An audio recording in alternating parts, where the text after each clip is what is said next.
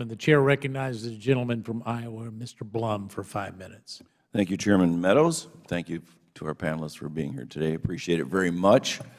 I'm a small businessman from the private sector for the last 30 years of my life, so the private sector feels the brunt of over-regulation, and that's why these two executive orders from the President are exciting to me, and I know very, very well received in the private sector. I have a it's kind of a philosophical question, I guess, for each of you. Why does it take an executive order for our agencies to take a regulation, even one, off the books? You know, Ronald Reagan often said the closest thing we have to eternal life on this planet is a government program or a government regulation. Why does it take an executive order?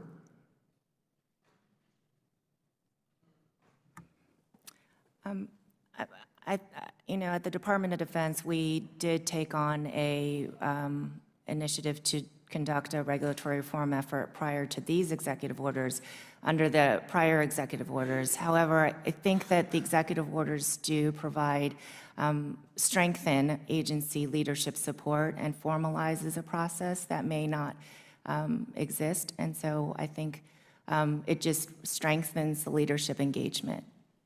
What does that mean in layman's terms? So, that a small business person in Eastern Iowa can understand. While we were, And I'm being respectful, but I'm not sure what you just said. okay, so we were conducting a regulatory reform initiative, looking at our business process on a regulatory program. Quite honestly, a few years ago, kind of looking As a result of an executive order? as a result of existing requirements, executive orders, and law. When these executive orders were issued, it really strengthened the agency leadership and galvanized the workforce and formalized the reform efforts into a task force. So I think So it takes an executive order to strengthen the agency's leadership. I'd say that isn't leadership. If it takes somebody in the Oval Office to say, you shall do this, that's not leadership. That's just following orders. That's being a good foot soldier, correct? People in the real world don't understand this. Why it takes executive orders, why it takes the President of the United States to say, take a regulation off the books. Is there no incentive to do it? I mean, no, I mean, we were looking at our regulations to see if they were unnecessary and outdated. Looking's fine, but and putting in them and reviewing them and putting them into process. But yes, sir, it does. Sometimes executive orders do strengthen the leadership and commitment to it. Sir? For GSA, we have always been looking at our regulations and looking for improvements and ways we can make them better, stronger, easier. So we have conducted reviews, and in fact, a lot of various regulations have been updated because of those internal reviews. I would say, in particular with this executive order, it did bring a new level of enthusiasm, if you will, and brought it up to the forefront in terms of reviewing the regulations. But I would also add that we kind of approached it in a different manner in that we just didn't look at our regulations, but also seized upon the opportunity to look at our internal procedures, policies, and ways that we can change and make it easier. Is there awareness within government of what these we all want clean air, clean water, all these types of things, but is there an awareness within an agency of what this does to people out there trying to make a living, trying to meet their payroll, trying to provide for their families? Is there an awareness of it? Just be honest. For GSA, I believe that there is an awareness. We do interact with industry a lot. They do come in and speak to us with regards to our regulations and how it does impact them.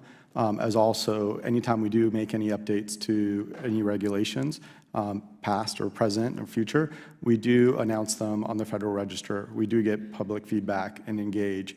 So there is awareness. We don't always necessarily act on it because we have to weigh different factors, but we do engage and get that input from. I'm glad to hear you engage. That's good. Dr. Owens. I think the Department of Transportation, it's fair to say, has had a long history of applying what's called retrospective regulatory reviews and has long tried to clean up its regulatory structure. I can say that with the new administration, with those of us who joined in January and later, whether or not an executive order had been in place, we would have been making moves to improve and reform our regulatory state, including removing unnecessary regulations where possible. Without the executive order? Yes, without the This executive process was already moving. The executive order came very early in the administration, so those of us who joined at that time, we didn't have a lot of time to get institution up and running. But I think it's fair to say that whether or not the executive order had been issued, we at DOT would have been pushing forward with an effort to ensure that we're removing unnecessary regulations.